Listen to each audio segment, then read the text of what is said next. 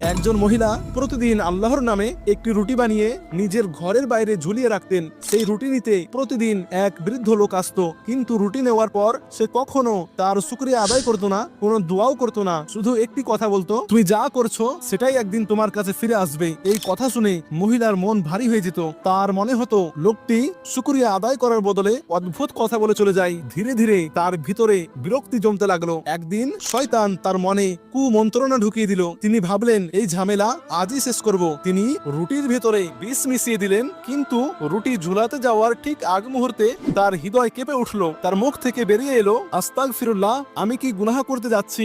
সঙ্গে সঙ্গে তিনি বিষ মেশানো রুটি আগুনে ফেলে দিলেন। নতুন করে একটি পরিষ্কার ভালো রুটি বানিয়ে আল্লাহর নামে বাইরে ঝুলিয়ে দিলেন। কিছুক্ষণ পর সেই বৃদ্ধ লোকটি এলো, রুটি নিল এবং প্রতিদিনের মতো সেই একই কথা বলে চলে গেলেন, তুমি যা করেছো সেটাই একদিন তোমার কাছে ফিরে আসবে। সেদিন সন্ধ্যায়